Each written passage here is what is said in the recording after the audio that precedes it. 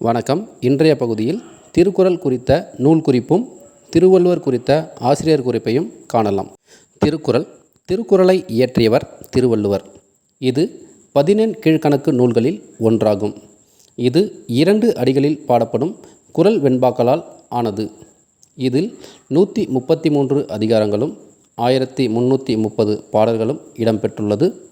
அறம், பொருள், இன்பம் ஆகிய 3 முக்கிய தலைப்புகளை கொண்டுள்ளது.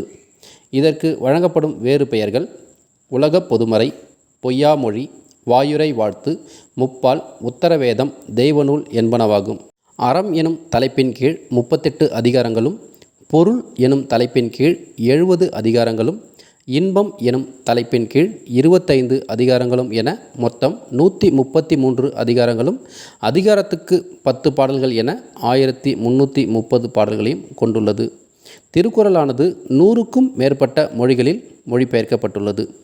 திருக்குறளை வீரமாமுனிவர் லத்தீன் மொழியில் மொழிபெயர்த்துள்ளார். திருவள்ளுவர் மயிலாப்பூரில் பிறந்தார். இவரது காலம் கிமு 31ஆம் நூற்றாண்டு ஆகும்.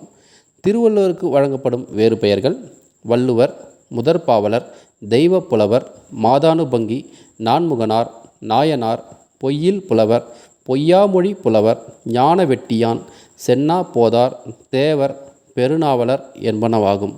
இவரது துணைவியாரின் பெயர் வாசுகி அம்மையார். வள்ளுவரின் புகழ் குறித்து பல நூல்கள் பாடினாலும் அவற்றில் முக்கியமானது திருவள்ளுவ மாலை.